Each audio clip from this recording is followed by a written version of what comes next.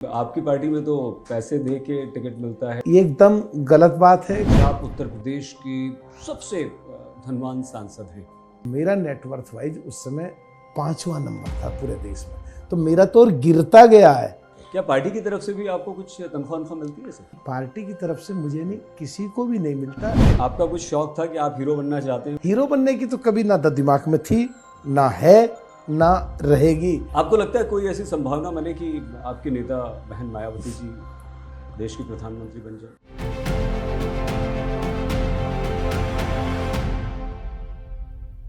नमस्कार, आपके साथ मैं हूं सईद अंसारी। चुनाव आज तक की प्रवक्ता एपिसोड में आज एक और प्रवक्ता के साथ हम हैं हाजिर। लेकिन ये सिर्फ प्रवक्ता नहीं है, एक ऐसे नेता जो इतना सब कुछ होते हुए भी सिर्फ प्रवक्ता कहना तो उन्हें ठीक नहीं है, क्योंकि वो सांसद भी हैं और उनके घर परिवार ने इतना कुछ राजनीति में किया है। हम आगे चल के वो सारी बातें बताएंगे। लेकिन जहां बीएसपी का पक्ष रखने की बात होती है तो बहुत दृढ़ता से, बहुत गंभीरता से और बहुत शक्तिशाली ढंग से अपना पक्ष रखते हैं। तो हमारे लिए तो मलूक नागर जी, नमस्कार, स्वागत है आपका। थैंक यू प्रवक्ता में हमारे इस कार्यक्रम में आप सांसद हैं, नेता हैं, व्यवसायी हैं, सब कुछ हैं, लेकिन एक प्रवक्ता भी हैं। बहुत सारी बातें हैं, हम चाहते हैं कि वो बात से शुरुआत करें जो कोई नहीं जानता। एक किसान परिवार के सुपुत्र अपने पिताजी, माताजी और अपने बचपन के बारे में कुछ बताइए। पिताजी तो किसान ही थे और बड़े सरल स्वभाव के और एकदम साधारण व्यक्ति, और माँ भी हमारी गृहिणी थी और जो पिताजी के साथ खेती बाड़ी में अपना सहयोग देती थी। और उन्होंने बड़ी मेहनत से हम सबको, 8 भाई बहन हैं हम, 5 भाई और 3 बहनें जी, सबको पढ़ाया लिखाया, और उनका पूरा एहसान है। और उनके आशीर्वाद की वजह से आज तक के स्टूडियो में बैठकर बोलने का मौका मिल रहा है। ये हमारे लिए सौभाग्य की बात है और उनका आशीर्वाद है। बहुत धन्यवाद आप यहाँ आए। नगर साहब, आप तो देखिए उत्तर प्रदेश के सबसे धनवान लोकसभा के सांसद हैं। ये बहुत बड़ी बात है, बहुत बड़े व्यवसायी हैं। दूध का आपने बड़ा लंबा चौड़ा कारोबार किया, अपने साथ लोगों को जोड़ा, गांव वालों को जोड़ा, जिनके पास कम गाय थी उनसे भी दूध लिया आपने। बिल्डर आप हैं, फिल्म निर्माता आप हैं। बहुत एक आपकी जो पर्सनालिटी है वो बहुत ज़बरदस्त है। लेकिन ये क्या आपको शुरू से ये था कि मैं सब करूँगा, या बचपन में कोई एक लक्ष्य था कि मैं यही बनूँगा? देखिए, तो परमात्मा और प्रकृति या ऊपर वाले के हाथ में है जी। जैसे जैसे चीज़ें आगे बढ़ती गई और लोगों का साथ, ऊपर वाले का आशीर्वाद रहा, तो चीज़ों में आगे लगातार बढ़ते रहे और सफलताएं मिलती रहीं। कई बार असफलताएं भी मिली, उनमें भी वापस हटे, कुछ सीखा, जो गलतियां रहीं उन्हें सुधारा, दोबारा कोशिश की, और आज आपके साथ बैठा। आपका स्कूल का जीवन, छात्र जीवन, पहली से 12वीं तक कैसा रहा? देखिए, बिल्कुल हमारे गांव के बराबर में ही एक गांव सिखेड़ा है, तो हमारे गांव में तो स्कूल था नहीं, छोटा सा एक गांव था। अच्छा। तो वहाँ पे पढ़ने जाते थे पैदल, करीब 1.5 किलोमीटर दूर था। तो 5वीं क्लास तक वहाँ करा, 9वीं क्लास तक फिर 1.25 किलोमीटर, 1.5 किलोमीटर दूर हमारा कुछ ऐसा रोड चौपला है, वहाँ से हमने 10वीं क्लास की। 11वीं फिर सिंभावली एक है, करीब 10-12 किलोमीटर वहाँ से की। और 12वीं क्लास फिर मवाना, जहाँ से आज मैं एमपी हूँ, वहाँ 16-17 साल की उम्र में मैंने 12वीं क्लास वहाँ से की थी। और उसके बाद हापुड़ से आके फिर ग्रेजुएशन किया। वो ग्रेजुएशन में तो हमें याद आया, ग्रेजुएशन में आप बड़ा काली मोटरसाइकिल पे घुमा करते थे, बड़े दबंग हीरो टाइप। नहीं, हाँ, बुलेट मोटरसाइकिल थी। ये बात बुलेट थी, मोटरसाइकिल बोलना ठीक नहीं है, बुलेट होती है। बुलेट में शान है बिल्कुल। तो क्या स्टाइल मारते थे आप? लड़कियों को इम्प्रेस करने के चक्कर में नहीं बुलेट पे घूमते थे? नहीं, ऐसा तो नहीं है, बट काम उस समय बहुत होते थे। पढ़ते दफे जब मैं 12वीं क्लास कर रहा था मवाने से, तो पूरा चिलिंग प्लांट, एक दूध का पूरा संभालता था। तभी से शुरू कर दिया था? हाँ, तो पढ़ते समय से ही। तो ये पिताजी ने शुरू किया था, आप भाइयों ने किया? जो बड़े भाई हैं हमारे, पिताजी का भी सहयोग था जी। और जो बड़े भाई हैं लखीराम नागर जी, कई बार विधायक रहे, मंत्री रहे, उन्होंने शुरुआत की, तो सबने मिलकर फिर आगे बढ़ाया। अच्छा, कॉलेज में आपने राजनीति भी शुरू कर दी, सुना हमने। हाँ, ये जब उन दिनों चुनाव बंद थे, तो कॉलेज में जाम लगाया, वो सारे ऑफिसर्स को, डीएम को, ईडीएम को, वहीं पे बुलाया गया और फिर चुनाव डिक्लेयर करो इस तरह की, तो शुरुआत थी वहाँ से। और उसके बाद से ही फिर भाई प्रमुख बने, और फिर तो आज 38 साल हो गए लगातार प्रमुख, विधायक, MLA, MLC, chairman district board, minister, अभी तो एमपी भी हैं, सब लगातार रहते आ रहे हैं। नहीं, बहुत विकास, इसमें कोई शक नहीं। हम आगे चल के आपकी निजी ज़िंदगी के बारे में पूछ लें, फिर आपकी इस राजनीतिक यात्रा पर भी बात करेंगे। मलूक जी, भाइयों का सहयोग कैसा रहा? क्या आप सभी 5 भाई मिलकर काम करते थे, या आपका कारोबार अलग अलग था, कैसे था?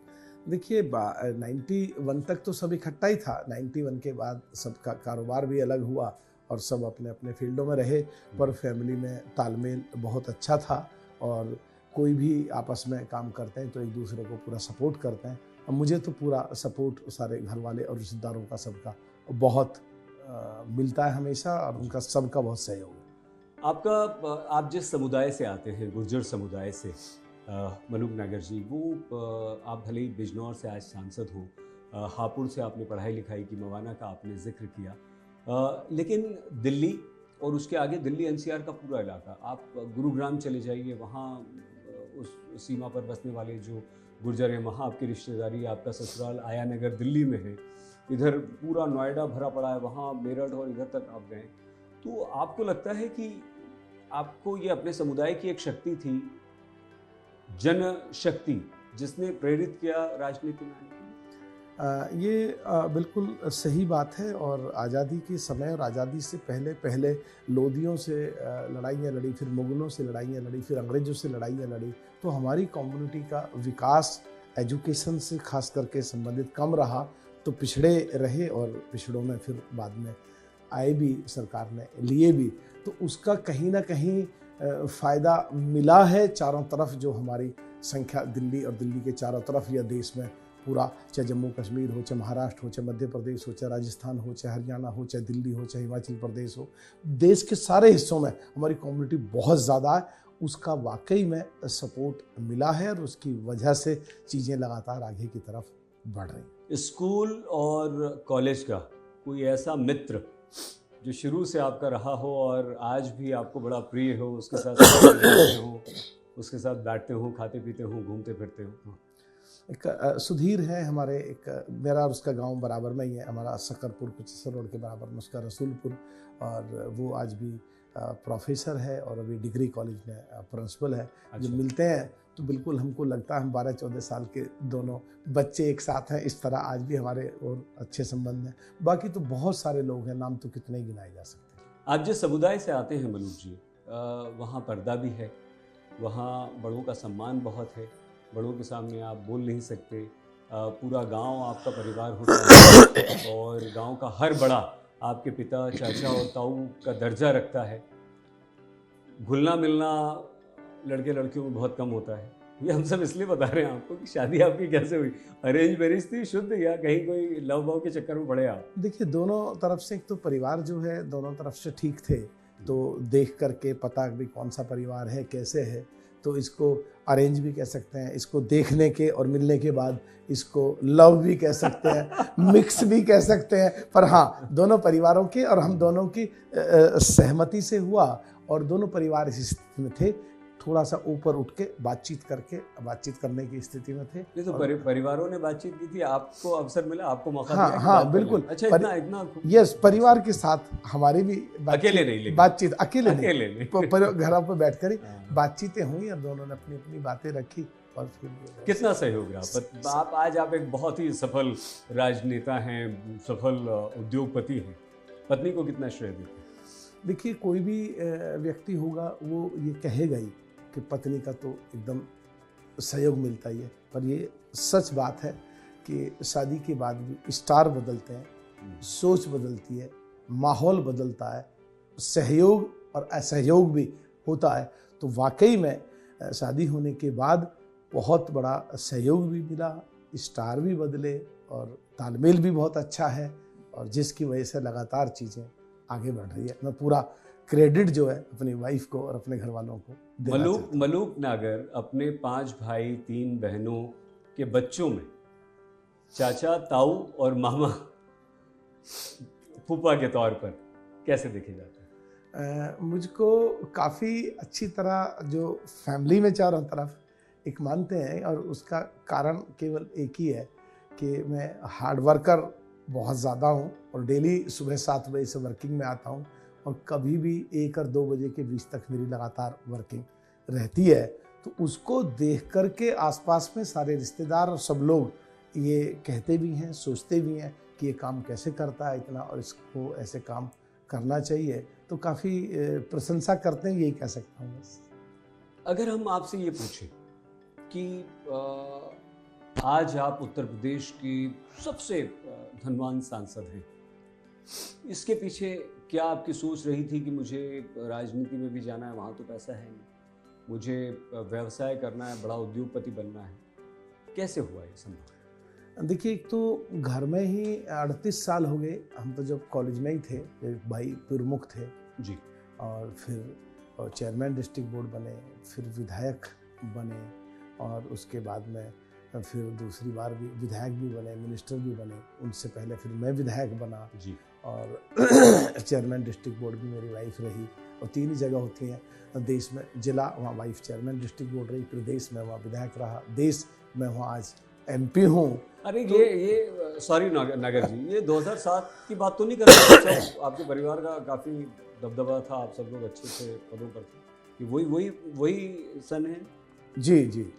तो ऐसा तो नहीं है सर, वहाँ से मौका मिला, राजनीतिक शक्ति भी आ गई, भाई मंत्री हो गए, पत्नी चेयरमैन हो गई, आप खुद शक्तिशाली थे, वहाँ से पैसा हम नहीं कह रहे हैं, हम आपको सच बताएं मलूक जी से, लोग ऐसा कहते हैं कि वो दौर था जब आपने पैसा खूब बनाया, ये इसे आप आरोप भी कह सकते हैं अपने ऊपर। देखिए, इसमें क्या है कि थैंक यू वेरी मच, मैं इसका बुरा नहीं मानूंगा, अप्रिशिएट करूंगा। बहुत धन्यवाद, आपने ये गंभीर प्रश्न को नागर जी बहुत अच्छी तरह से लिया। Thank you. मैं 2004 में विधायक रहने के बाद MP का चुनाव लड़ा था मेरठ से जी, RLD और SP से। तो देश में नेटवर्थ वाइज मेरा नंबर 5वां था पूरे देश में, और 2007 में मैं BSP में आया और मेरे भाई भी आए, और ये सच बात है, MLA बने, मिनिस्टर बने, चेयरमैन डिस्ट्रिक्ट बोर्ड गाजियाबाद से थे, और मैं भी पूर्व विधायक होकर MP लड़ रहा था मेरठ से 2009 में। मेरा नंबर खिसक के BSP में आने के बाद 5वें के बजाय 7वां हुआ देश में। 2014 में बिजनौर से जाके लड़ा, क्योंकि हमारा जो गुर्जर बाहुल्य क्षेत्र है वो बिजनौर में लग गया था, मेरठ का हस्तिनापुर जो पूरा है। हाँ। तो वहाँ फिर मेरा देश में 9वां नंबर हुआ, 2014 में मेरा और खिसका। 2019 में जब मैं चुनाव लड़ा अभी, तो मैं 10 से बाहर हो गया, UP में केवल रह गया हूँ पहले नंबर पे। तो जो लोग ऐसा सोचते हैं उनको नॉलेज कम है, उनको पता नहीं है। चुनाव आयोग की वेबसाइट पे 2004 का भी निकालेंगे तो मेरा नेटवर्थ वाइज उस समय 5वां नंबर था पूरे देश में। तो मेरा तो और गिरता गया है, और 2019 से 24 वाले में आके मेरा बाहर हो गया 10 से पहले से, और केवल UP में पहले नंबर पे रहा है। तो थैंक यू वेरी मच, आपने मुझे मौका मिल गया आपके इस नकारात्मक प्रश्न में मुझे अपनी बात नहीं, इसे प्लीज नकारात्मक मत कहिए, ये आप पे आरोप लगते हैं, इसलिए हमने आपसे बात पूछी। मलूक जी, तो इसका मतलब ये हुआ कि जो हम आम लोगों में धारणा है कि भाई अगर आप सांसद बन गए, आप विधायक बन गए, आप मंत्री बन गए, आप चेयरमैन बन गए, तो आप खूब पैसा कमाते हैं, आप इस बात से इनकार करते हैं? देखिए, मैं बिजनेस में पहले भी कमाता था, आज भी कमाता हूँ, और आज 2023 खत्म होने को 24 आने को है, आज भी मेरे चारों तरफ पूरा देश में ठीक ठाक बिजनेस में और अच्छी स्थिति में है। लेकिन एक बात देखो कि मैं डेली जब पार्लियामेंट का सेशन होता है तो Malook Nagar member of parliament daily speak against Malook Nagar as a businessman. हाँ, तो मेरा कहीं ना कहीं ये बात क्या है, मैं आपको फिर से रोक रहा हूँ, ये आपने बहुत अच्छी एक चीज़ हमें याद दिला दी। आप तो खुद एक बहुत बड़े उद्योगपति हैं, और आप जब संसद में बोलते हैं, हालांकि प्रश्न आप बहुत प्रश्न पूछते हैं, और हमें लगता है कि कोई आंकड़ा अभी हमारे पास है नहीं, अगर हम निकालें तो शायद आप सबसे अधिक प्रश्न पूछने वालों में नंबर 1 रहेंगे। ठीक कह रहे हैं मलूक जी? मैं बिल्कुल दोबारा फिर कह रहा हूँ, देश की 17वीं लोकसभा के 2019 से 2024 तक का जो ये सेशन है, 2023 लास्ट में विंटर सेशन अभी आने वाला है, अब तक मेरे सबसे ज़्यादा पार्टिसिपेशंस हैं, और रैंकिंग 1 कह सकते हैं। और इसमें किसी के कहने से नहीं होता कि कौन रैंकिंग 1 कौन रैंकिंग 2, ये तो रिकॉर्ड है, चेक करा जा सकता है, ये बात तो सही है। नहीं, ठीक है। अच्छा, हम इससे आपके दोनों बच्चों की बात याद आ गई। भाई यहाँ तो आप रुके नहीं, दूध का कारोबार आपने बहुत बढ़ाया, लेकिन आप बिल्डर भी बन गए, आप बड़ी बड़ी कॉलोनीज और बिल्डिंग्स बनाने लगे। ये कैसे हुआ? आप पिक्चर में भी चल गए। अच्छा, चलिए हम ये मज़ेदार बात पहले पूछ लेते हैं। आपने जहाँ तक हमें याद है 2 पिक्चर प्रोड्यूस की है। सनी देओल को लेकर भी आपने कोई पिक्चर बताइए ना, आप खुद बताइए, हम चाहते हैं। हाँ, देखिए 2010 में एक पहले 2000 में एक पिक्चर आई थी गदर, और सनी देओल की बड़ी जोरदार सुपर डुपर हिट। हाँ, तो 2007-8 में एक पिक्चर शुरू करी थी खुदा कसम, और जिसमें सनी देओल और तब्बू और डेजी साहा, जो रेस 3 में सलमान की हीरोइन थी, उनको लेकर के, जो 2010 में रिलीज हुई। ये तो सच है और ऑन रिकॉर्ड है, बनाई है। और 2013 में गोविंदा और प्रियंका चोपड़ा को दीवाना में दीवाना देकर के बनाई है, तो ये भी सच ही है। इसको तो मैं कर रहा हूँ। नहीं, तो इसमें ये क्या था, क्या नागर साहब, ये आपका कुछ शौक था कि आप हीरो बनना चाहते हैं, कुछ ऐसा था, या क्यों आप भाई आप तो सफल थे हर जगह, बहुत बड़े व्यवसायी थे, राजनीति में बहुत अच्छा कर रहे थे, फिर ये क्या हुआ? इसको देखिए कोइंसिडेंस ही कह सकते हैं कि हमारे एक कॉमन दोस्त की वजह से केसी बोकाड़िया साहब हमें मिले। हाँ। उन दिनों उनको थोड़ा सा ये था कि भाई कोई पैसे साथ लगाए तो फिल्म उनकी चालू है। अच्छा, तो हमको आपने पैसा लगाया, हमको ठीक लगा और हमने पैसा लगाया। हीरो बनने की तो कभी ना दिमाग में थी, ना है, ना रहेगी। केवल बिजनेस एस्पेक्ट से कि वहाँ भी बड़े अच्छे नंबर सामने आते हैं, तो पैसा लगाया था, प्रोड्यूस की थी। ना उसमें एक्टिंग थी, ना उसमें हम एक्टर थे, ना उसमें डायरेक्टर थे, ना किसी और एस्पेक्ट से, केवल और केवल व्यावसायिक दृष्टि से दोनों फिल्मों को प्रोड्यूस किया था। नहीं, लेकिन देखिए आप अपने नैन नक्श देखिए, पर्सनालिटी देखिए, हेयर स्टाइल देखिए, ऐसा थोड़ी कि आप हीरो भी बन सकते थे। आपने कभी मन नहीं किया कभी कि चलो एक्टिंग भी की जाए? आप नाना पाटेकर जैसे वेलकम पिक्चर में प्याज बेचता, कांधा ले लो वहाँ पहुँचाना चाहते हो? मैं नहीं नहीं, मैं वो आपने गलत उदाहरण दिया है। मैंने बिल्कुल मन से ये बात कही थी। नहीं, मेरी स्थिति ऐसी है नहीं। आपकी बहुत अच्छी पर्सनालिटी है जी, थैंक यू वेरी मच। तो आप लगते हैं बिल्कुल फिल्मी स्टार। तो आप लोग जो आज तक के सारे, चाहे वो फीमेल एंकर हो चाहे मेल एंकर हो, आप लोग जितना स्लिम फिट और जितना ड्रेस होकर रहते हैं, या जिस अंदाज में अपना फिजिक को मेंटेन करते हैं, सच में आमिर खान की तरह, सलमान खान की तरह आप लोगों को तो रोल मिल सकता है। हमारा कहाँ पेट निकल रहे हैं, हमारा कहाँ स्थिति है ऐसी। अरे अब आप इतना नोट छापने में लगे हुए, कहाँ आपको टाइम मिलेगा अपने को ध्यान देने का? नहीं, आप खूब तरक्की करें, क्योंकि जब भी साहब कोई व्यवसायी, कोई उद्योगपति कुछ भी काम शुरू करता है तो उससे रोजगार भी मिलता है। लेकिन हम इस पर और आपसे बात करें। आपके बच्चों की बात रह गई। 2 बेटे हैं, आपने ना उन्हें राजनीति में लेकर आए, ना आपने उन्हें अपने दूध के कारोबार में लगाया, ना आपने उन्हें अपने बिल्डर के कारोबार में लगाया। क्या करते हैं दोनों बच्चे? कहाँ? और विदेश, हमने सुना कि विदेश में पढ़ लिख रहे हैं या पढ़ के आ गए। हाँ, देखिए मेरे बड़े बेटा ने बाथ से ही did architecture from Bath University and related to 4 subject, that's the number 1 of the United Kingdom, and related to the worldwide that is in the fluctuate situation 7 to 11 ranking. And he did, after that he did master from Michigan University, that's also very reputed uni of the United States. And he came back in India and he delivered 2 projects in Mumbai related to the residential and commercial project. And again he go back Philadelphia UPenn Ivy League for research, and now he did complete his research and now he is doing perfect working related to construction in Mumbai and London. वाह, छोटे वाले बड़ी अच्छी अंग्रेजी बोलते हैं। Yeah, so thank you very much. छोटे वाले ने UCL से किया है। He did project management for construction from UCL, and the subsidiary subject was the film making, and related to UCL many directors and actors pass out from that university UCL, related to all over UK, specifically related to 5 subjects. That's also the number 1 uni of the United Kingdom, and on the basis of all over world, that's fall on the ranking 4 on the basis of all over world, and that LSC where the Baba Ambedkar Sahab pass out, that's fall on the ranking 5th university and that is very famous. Mahatma Gandhi and Rabindranath Tagore also pass out from UCL. क्या बात है. तो बच्चों को आपने छूट दी नागर साहब की जो करना चाहते हो करो, या आपकी गाइडेंस थी बच्चों के साथ? इसमें मेरे अलावा या मेरे बजाय मेरी वाइफ का ज़्यादा रोल है बच्चों को बढ़िया तरह पढ़ाने में. वाह, नहीं ये बहुत बड़ी बात है. और एक महिला जो होती हैं वही पूरे घर को संभालती हैं. बच्चों को अगर बच्चों की सफलता है तो आप ठीक कह रहे हैं, ये आपका बड़प्पन है कि आपने इतने खुले मन से उन्हें श्रेय दिया, क्रेडिट दिया, और ये वाकई बहुत अच्छी बात है. राजनीति में आप बहुत अच्छा कर रहे हैं. गरीबों के, पिछड़ों के सवाल उठाते हैं, उनकी आवाज़ बनते हैं. क्या आपको लगता है कि यही समय अगर आप अपने व्यवसाय में देते, बिजनेस में देते, तो ज़्यादा पैसा कमाते? देखिए अंसारी साहब, thank you very much again because you put a very good question. देखिए किसी भी व्यक्ति के दादा के, उनके दादा का क्या नाम था पूछ लो तो मुझे लगता नहीं है कि लोग बता पाएंगे. हाँ, दादा तक याद रहता है. कुछ ही चुनिंदा लोग हैं. उसके बाद लेकिन जो समाज के लिए, जो पिछड़ों के लिए, दलितों के लिए, अकलियत के लिए जो काम कर जाएंगे उनको पीढ़ियां पढ़ती हैं.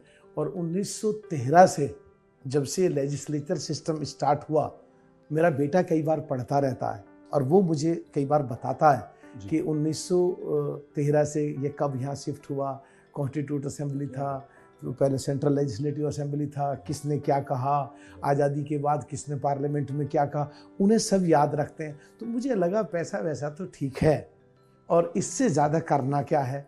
तो मुझे देश के लिए और देश के लोगों के लिए, और जो कमज़ोर और मजलूम है, जो बचपन में मैंने अपने आसपास चारों तरफ देखा है, उनके लिए कुछ काम कर लूँ तो शायद मेरा जीवन सफल हो जाए. दुआएं ले रहे हैं तो आप? ऐसा सोचता हूँ. क्यों सर दुआएं ले रहे हैं आप लोगों? आप कह सकते हैं. मैं तो यही कहता हूँ कि मैं तो, जो लोग मुझे प्यार देते हैं, जो लोग मुझे आशीर्वाद देते हैं, जिनकी वजह से मेरी पहचान बनी, जो मुझे चुनाव जिताते हैं, उनका कुछ हिस्सा केवल काम आ जाऊं और उनका कुछ कर्ज उतर जाए, ऐसा मैं महसूस करता हूँ. आपको क्या पिक्चर देखने का बहुत शौक है या फिल्मों से लगाव है? अगर आपने प्रोड्यूस की इसलिए पूछ रहे हैं. हाँ, पिक्चर तो मैं तो, लोग पता नहीं दो चेहरे रखते हैं.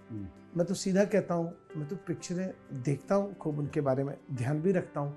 और मेरा अभी इतना समय मिल पाता है कि आज के दौर में देख पाते हो? हाँ, मैं कभी कभी जब फैमिली के साथ होता हूँ, और जब फैमिली के साथ कभी मैं होता हूँ तो मैं पिक्चर लास्ट शो अपना पूरा काम करके हॉल पे जाके भी देखता हूँ. कौन हीरोइन आपकी फेवरेट है? देखिए हीरोइन तो फेवरेट की बात तो ये है कि समय समय पे हीरो और हीरोइन बदलते रहते, वो खुद भी बदलते रहते हैं, हमारी सोच के हिसाब से भी बदलते रहते हैं. आज की बच्चियों में जो लड़कियां आ रही हैं नई, आज की जो आलिया टाइप, कृति सनन, कटरीना, ये सब, आज जो आपने नाम लिया अभी, आलिया भट्ट, वो काफ़ी अच्छी टैलेंटेड है. और वो और भी उससे जो बाद की जनरेशन है उसमें सारा अली खान भी काफ़ी टैलेंटेड है.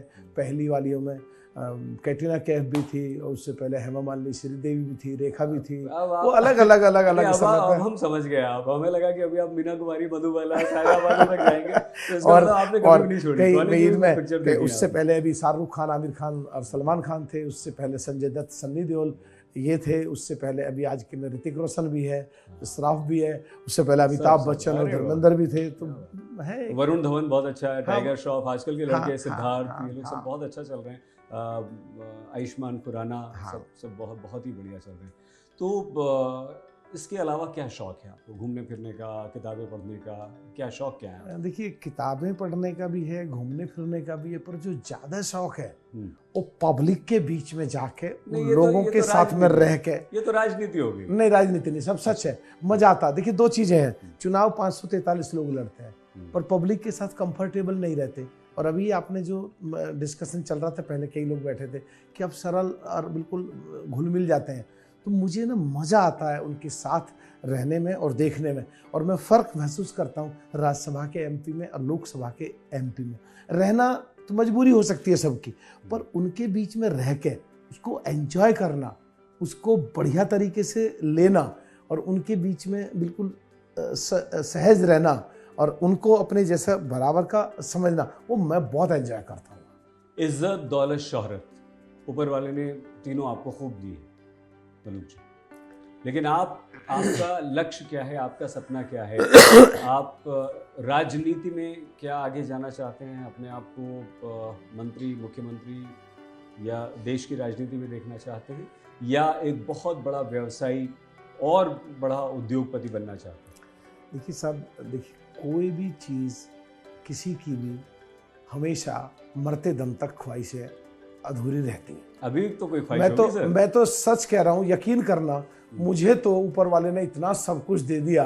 मैं तो जहाँ आज हूँ, मैं तो सच कह रहा हूँ कि इतना भी हिस्से में आता नहीं था। पता नहीं ये ऊपर वाले की, परमात्मा प्रकृति की मेहरबानी है, मतलब एकदम संतुष्ट हुआ। नहीं, आप हम्बल हैं आप बहुत। ये बहुत अच्छी बात है। ये जो विशेषता है मलूक नागर जी, बहुत कम लोगों में होती है, और ये जिसमें विशेषता होती है वो और उसे मिलता है, ऊपर वाला और देता है। लेकिन कुछ तो बात होगी। राजनीति में आप अपने आप को कहाँ देखना चाहते हैं? देखिए राजनीति में तो साहब अपने आप को मैं यहाँ देखता हूँ कि सच में एमपी, हमारे घर में सारे पद रहे, गांव प्रधान का, डिस्ट्रिक्ट बोर्ड के मेंबर का, ब्लॉक प्रमुख का, एमएलसी का, एमएलए का, चेयरमैन डिस्ट्रिक्ट बोर्ड का, यूपी में मिनिस्टर का। एमपी का नहीं ताल लग पा रही थी, अब की बार वो भी जीत गए, उसकी भी ताल लग गई। तो अब तो कुछ है नहीं, बाकी तो सब कुछ मिल गया। कोई पद ही नहीं बचा देश में। पक्का? हाँ, आपकी सरकार आए, कुछ हो, मंत्री बने। सब देखिए, कोई भी चीज़ अच्छी तो लगती है। आप भी चाहते हैं कि आप आज तक के एंकर नंबर 1 पे कैसे आपका नाम जाए, उसके बाद में आप भी चाहोगे कैसे आपका भी एक सेटअप, पूरा चैनल ऐसा ही खुल जाए। वो एक अलग बात है। बट जहाँ आप बैठे हो, जहाँ मैं बैठा हूँ, दोनों के लिए एक बड़ी सौभाग्य की बात है, ऊपर वाला मेहरबान है। अच्छा, आप इतना पार्टी का पक्ष रखते हैं जी भाई, एमपी के तो आपके पर्क्स हैं, सैलरी अलग है। क्या पार्टी की तरफ से भी आपको कुछ तनख्वाह मिलती है सर?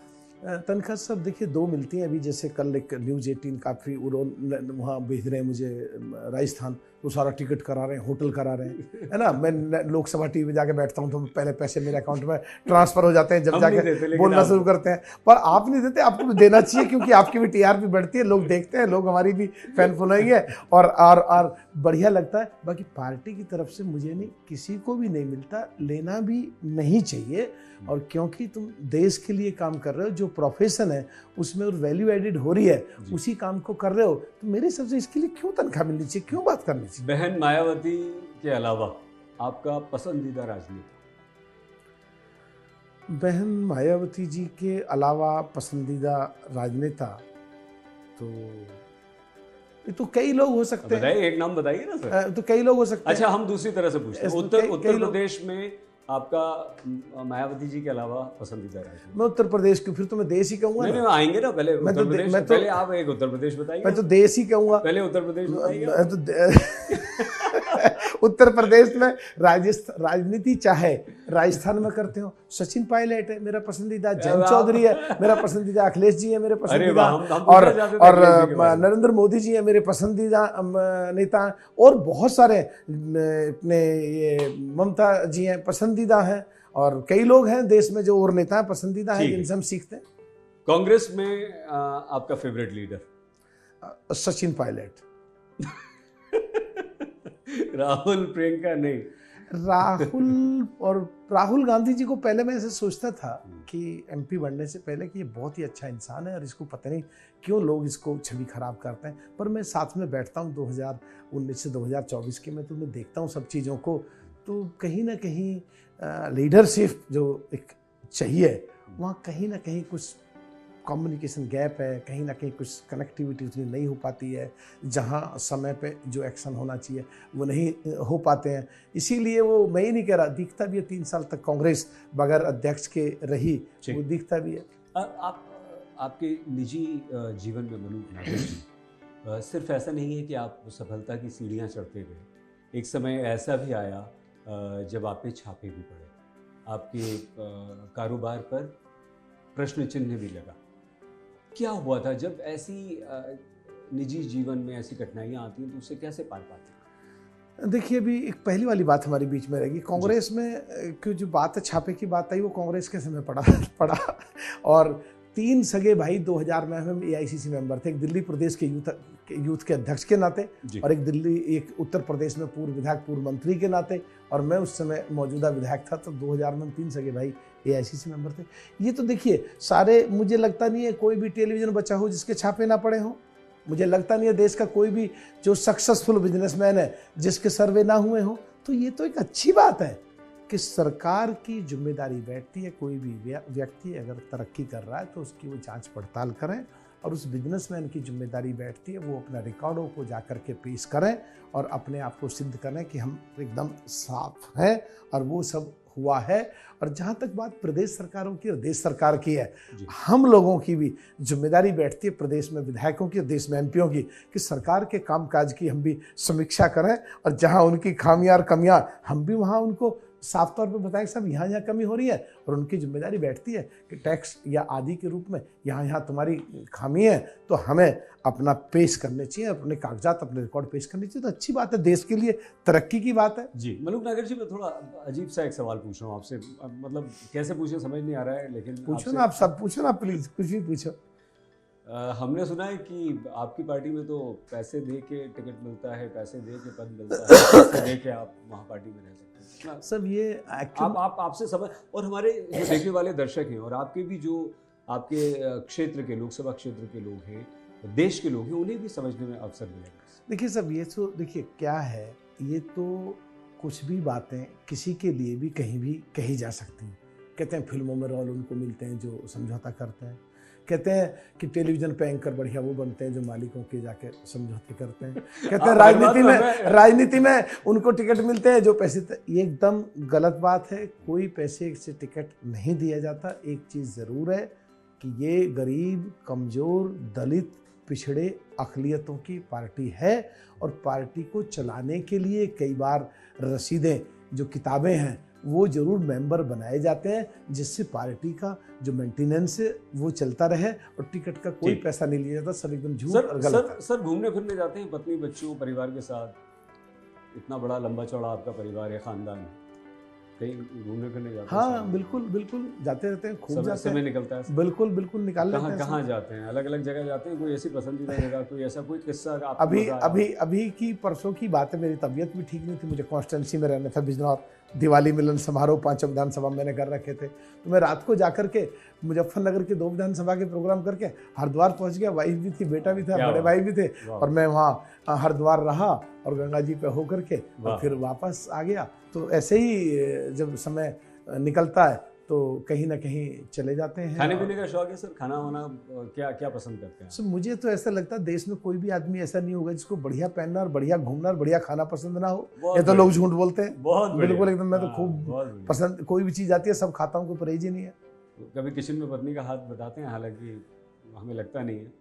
किचन में तो मैं बटाता तो हूँ और बटाना चाहता भी हूँ, पर शोर मच जाता है, पापा नहीं जाना, बच्चे भी, पापा सुधा भी कि नहीं किचन को और ऐसा कर देंगे ऐसा कर देंगे। नहीं तो मेरा तो वो हॉबी है, और बेसिकली इस जो स्ट्रेस है वो कई बार रिलीज और बस करने का काम करता है। अगर किचन में जाके थोड़ी देर 1 घंटे काम कर लो तो, और अपनी बनाई हुई चीज़ थोड़ा बढ़िया ना भी बनी हो पर अच्छी लगती है, तो कई बार 1-2 घंटे के लिए स्ट्रेस का बहुत रिलीफ मिल जाता है। और लंदन में तो खासकर मैं कभी कभी तो करता हूँ। अरे वाह, वहाँ तो करना चाहिए जाके, फिर यहाँ से दूर। हमारे बहुत सारे साथी हैं जो आपसे कुछ प्रश्न हमारी तरह पूछना चाहते। जी प्लीज़।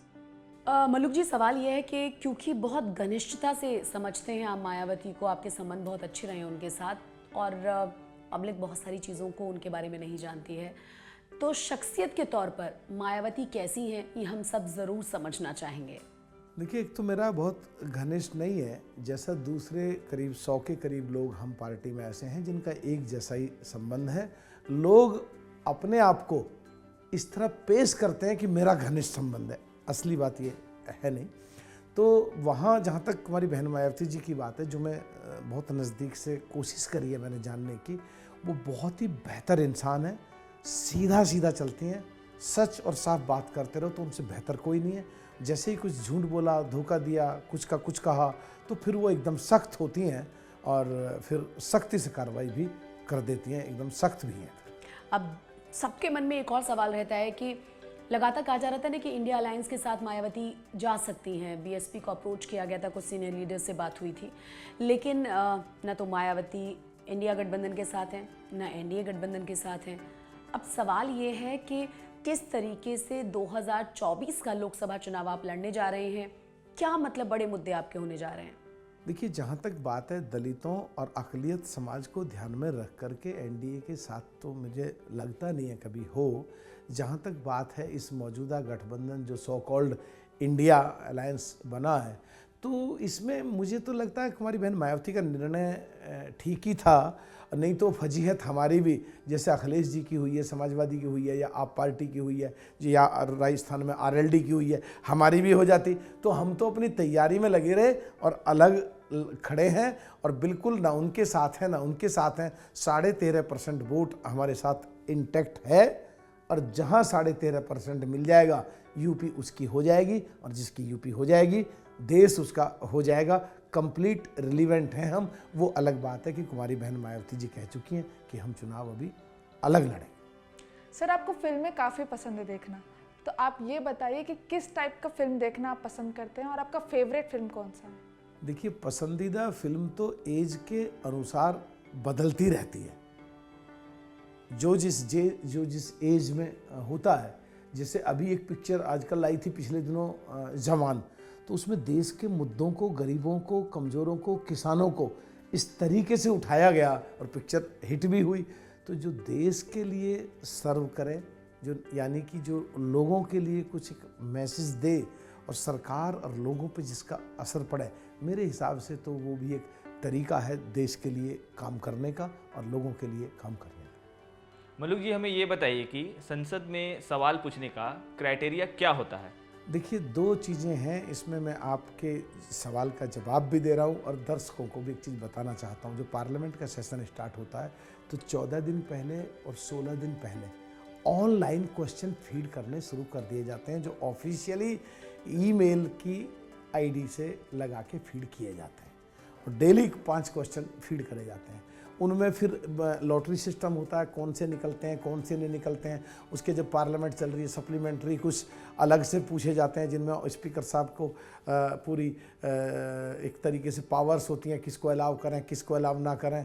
फिर 0 आवर में हमारा लॉटरी निकलती है, किसका निकलता है किसका नहीं निकलता। उसके बाद भी कुछ अलग से बुलवाने हैं तो स्पीकर साहब किसको अलाउ करें किसको ना करें। 193 की चर्चा होती है, उस पर करें कि नहीं करें। किसी बिल में अमेंडमेंट आया, उस पर कौन पार्टी से बोलेगा, उसमें पार्टी को अधिकार होता है। स्पेशलिंग मेंशनिंग्स होती हैं, स्पेशल मेंशनिंग्स होती हैं कि देश इस तरह का कोई मुद्दा है, कौन एमपी से मेंशन कर रहा है, किसका अलाउ करा जाए किसका ना करा जाए। फिर 377 रूल का है, सारे प्रोविज़न अलग अलग होते हैं। फिर प्राइवेट बिल्स भी आते हैं। तो वहाँ ये पूरा पढ़ाई से भी ज़्यादा बेसिकली काम है।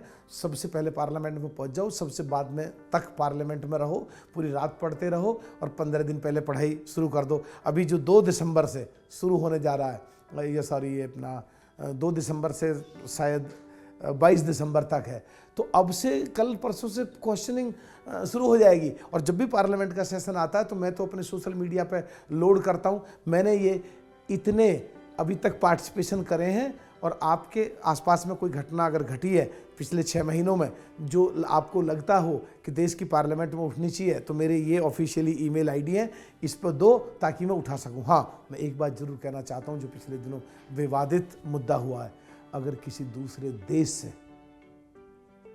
आपकी आईडी से कोई दूसरे लोग क्वेश्चन पूछ रहे हैं तो ये देश की बात है, और देश के लिए मेरे हिसाब से इन चीज़ों को जरूर ध्यान देना चाहिए। किसी भी एमपी को अपनी विदेश से दूसरों के द्वारा ईमेल आईडी से किसी दूसरे को दे करके उससे क्वेश्चन फीड नहीं कराने चाहिए। और जो इस तरह का काम करते हैं और जो देश के खिलाफ बात जाती है, मेरे हिसाब से उनको तो किसी भी कीमत पे वो ठीक नहीं।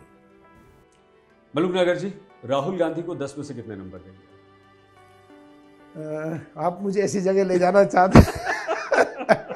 नहीं, मायावती जी को 10 में से 10 दे देंगे आप, इसलिए राहुल जी के बारे में पूछा हमने। मैं इस बारे में तो इसको आगे बढ़ाता हूँ, इसके लिए बीजेपी काफी है राहुल गांधी को नंबर देने के लिए। मोदी को 10 में से कितने? क्योंकि वो देश के आज सत्तारूढ़ पार्टी के प्रधानमंत्री हैं और देश में और विदेश में बढ़िया काम कर रहे हैं, पर नंबर मैं उनको भी नहीं देना चाहता क्योंकि मैं विवादित नहीं होना चाहता। अच्छा, आप लोकसभा में हैं, 543 सांसदों के साथ ही हैं, कौन आपको सबसे अच्छा लगता है? किसी सांसद को देख के मजा आता होगा, पार्टी लाइन से अलग हट जाइए, यार मजा आ गया, आज ये मिल गए, चलो अब दोनों चाय पिएंगे। मुझे बातचीत करने में निशिकांत दुबे बढ़िया बात रखते हैं। अच्छा। और कांग्रेस में अपने मनीष तिवारी है, बढ़िया बोलते हैं।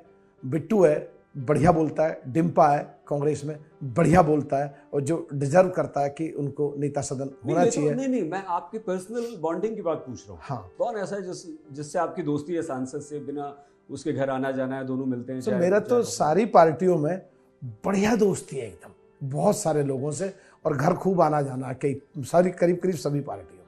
खेलने कूदने का शौक रहा है कभी आप? खेलने कूदने का बचपन में रहा, अभी तो ज़्यादा होता नहीं है। कभी हेल्थ क्लब चले गए, थोड़ी बहुत साइकिलिंग कर ली, थोड़ी बहुत दौड़ लगा ली, कभी वॉक कर ली, और फिर सोना और स्टीम कभी फैसिलिटी अवेल कर ली, तो है अभी भी। पिक्चर की एक बात याद आ रही है हमें, आप एक और कोई पिक्चर बनाई थी, फिर आपने नाम डायरेक्टी पॉलिटिक्स वो 2014 के बाद पिक्चर बन रही थी, वो तीसरी, और रिलीज होने वाली थी। तो मैंने बोकाड़िया साहब से कहा इस पर मेरा नाम नहीं डालने का, तो वो अड़ गए कि नहीं डालना है। मैंने कहा बिल्कुल नहीं डालने का। कहते क्यों? मैंने कहा मैं चुनाव हार गया तो लोग कहेंगे इसलिए पॉलिटिक्स को डायरेक्टी कह रहा है। तो स्पेशल थैंक्स पे मेरा नाम डाला था। ये सच बात है। आपने रिसर्च कितनी करी है, कमाल है, पता नहीं, सैल्यूट। आपके साथी कॉलेज के ज़माने के हैं, महेश चौधरी जी, हमारे भी मित्र हैं। आपके साथ वो कॉलेज में थे, आप दोनों अलग अलग कॉलेज में थे लेकिन मिला करते थे। आपकी मोटरसाइकिल वाली बात भी उन्होंने बताई है हमें, तो बहुत सारी बातें बताई हैं। आप बता दीजिए कॉलेज में क्या क्या किया करते थे आप, शैतानी और मस्ती, ये बता दीजिए आप। नहीं ऐसे तो फिर मैं बता दूंगा यहाँ। ऐसे तो देखिए, आप कुछ भी बताएं, कुछ भी पूछे, आपको पूरी आज़ादी है। पर मैं तो पढ़ते समय काम पे बहुत फोकस था, और बस एग्ज़ाम में पढ़ता था, बढ़िया नंबर पास होते थे। मैं रोज़ घुलना मिलना, लोगों में रहना, सारा करना, लोगों को लगता था पढ़ता नहीं है। और जैसे ही एग्ज़ाम से 4-5 दिन पहले एकदम सब कट, किसी को नहीं मिलता था, मैं चुपचाप जाके और बस बढ़िया नंबरों से पास होकर के अगली क्लास में। तो बिल्कुल एकदम ये बात तो सही है। आप तरीका बहुत अच्छा है, बहुत अच्छा तरीका है। जितना पढ़ो मन लगा के पढ़ो, अच्छी तरह से पढ़ो। आप बहुत सवाल पूछते हैं, बहुत लोगों के मुद्दे उठाते हैं, गरीबों के मुद्दे उठाते हैं।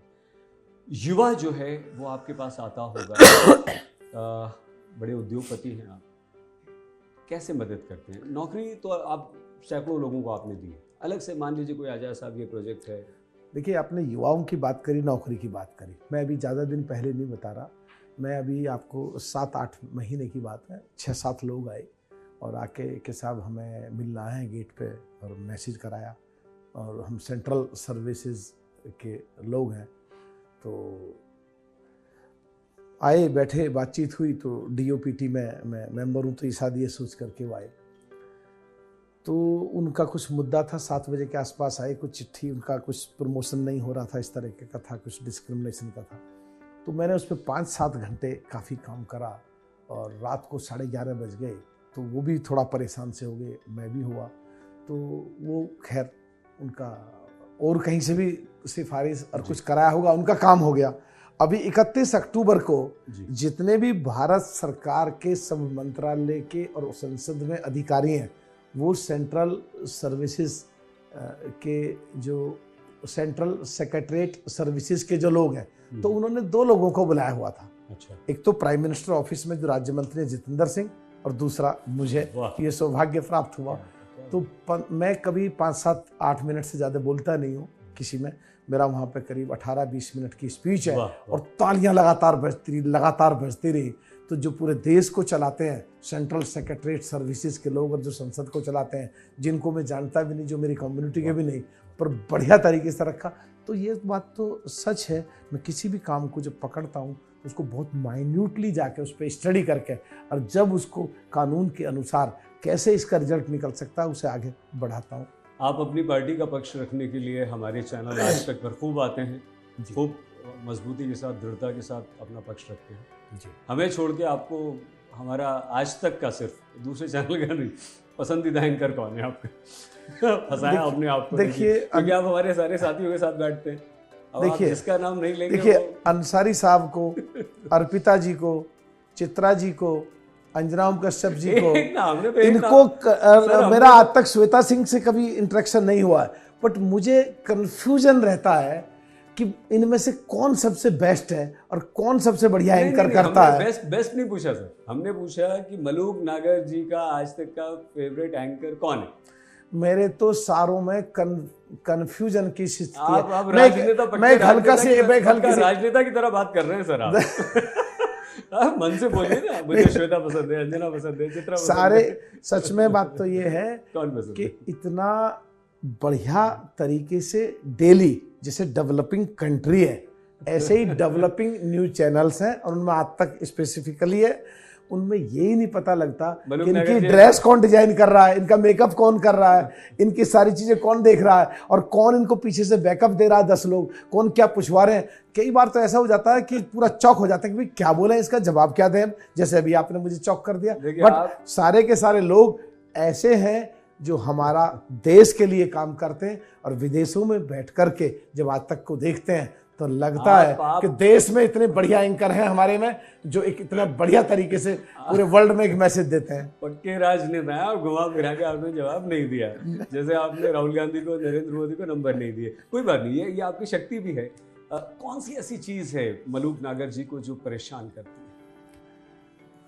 है? मुझे एक चीज कहीं ना कहीं परेशान करती है कि मेरे देश के 142 करोड़ लोग, और आज हमारा देश में बहुत आर्थिक स्थिति से भी मजबूत है, और किसी तरह अगर इनको चैनलाइज कर लिया जाए और इनको ट्रेंड कर दिया जाए, हिंदी में कहो तो प्रशिक्षण शिविर लगा के प्रशिक्षित कर दिया जाए जी, जो जिस लाइन का आदमी है वो उस लाइन को और बेहतर तरीके से काम करे, तो 100% मुझे उम्मीद है बहुत जल्दी हम देश की तीसरी आर्थिक शक्ति बन जाएंगे, और लगातार आने वाले समय में नंबर 2 और नंबर 1 की तरफ को लगातार बढ़ते रहेंगे।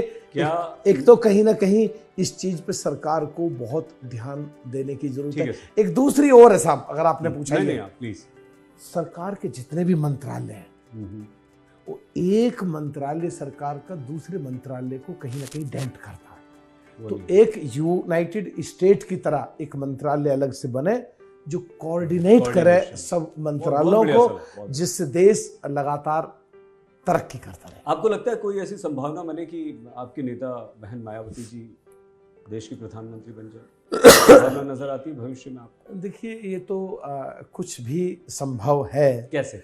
और आशावादी हमें होना चाहिए। जिस दिन हम आशावादी नहीं रहेंगे, जिस दिन हम ऑप्टिमिस्टिक नहीं रहेंगे, तो उस दिन हमारे तो इच्छा खत्म हो जाएगी काम करने की। तो कुछ भी संभव है। और दूसरा, दलितों के लिए जो उन्होंने काम करा, पिछड़ों के लिए जो काम करा, अक़लियत समाज के लिए जो काम करा, वो एक सराहनीय है। जब बाबा अंबेडकर साहब थे और जब वो आज़ादी के बाद जब चुनाव होने शुरू हुए 52 में, और वो चुनाव लड़े और कांग्रेस ने उनको भी जब चुनाव हरवाया था, तो आज तो कुमारी बहन मायावती जी इस स्थिति में है कि हम जैसे लोगों को MP बना देती हैं, MLA और मिनिस्टर बना देती हैं। तो आने वाले समय में तो संभावनाएं तो बहुत ज़्यादा हैं ही है साहब, देवी मानते हैं। आपका घर, परिवार, समाज, देश, मलूक नागर जी, आप स्वयं क्या चाहते हैं, खुद क्या चाहते हैं, आपको कैसे याद रखें? मैं ये चाहता हूँ कि ऊपर वाला से मैं दुआ करता हूँ, परमात्मा और प्रकृति से प्रार्थना करता हूँ कि मुझे जो सफलताएं मिली हैं, इसमें मेरी रीढ़ की हड्डी या गर्दन इतनी टाइट ना हो जाए, स्टील की ना बन जाए, जो झुकना छोड़ दे। मेरे से एक दिन भी कोई बड़ा है तो मैं उसके पैर छूता रहूं, और मैं देश के लिए और देश के लोगों के लिए काम करता रहूं। इससे ज़्यादा कुछ हो ही नहीं सकता मेरे लिए जो आजकल मैं कर रहा हूँ। नागर साहब, बहुत मज़ा आया, आप आए और इतना समय आपने अपने व्यस्त समय में से निकाल के हमें दिया। हमसे इतनी लंबी चौड़ी बातचीत की। कोई ऐसी बात हम पूछ ना पाए, हमने कोशिश तो की। सर अंसारी साहब, मैं एक ही बात कह रहा हूँ बस आपको, क्योंकि आपने मेरे पर्दे पे तो बहुत सारे इंटरव्यू लिए हैं, आमने सामने बैठ के आज आपके साथ में पहली बार, तो इसके लिए थैंक यू वेरी मच। और आप अपना बहुत ख्याल रखिएगा, और ऊपर वाला आपका बहुत ख्याल रखे, आपको और आपके टेलीविज़न को लगातार आगे बढ़ाता रहे। आपकी इन दुआओं, आशीर्वाद और शुभकामनाओं के लिए बहुत धन्यवाद। तो दोस्तों, मलूक नागर जी आज के हमारे मेहमान थे। बहुत धन्यवाद मलूक नागर जी, चुनाव आज तक के इस विशेष प्रवक्ता प्रोग्राम में। थैंक यू वेरी मच आप सभी का, थैंक यू वेरी मच। अगले हफ्ते हम एक और प्रवक्ता के साथ आपके साथ यहाँ पर होंगे। आप प्लीज अपना बहुत ख्याल रखिएगा। चुनाव आज तक के साथ बने रहिएगा, देखते रहिए आज तक।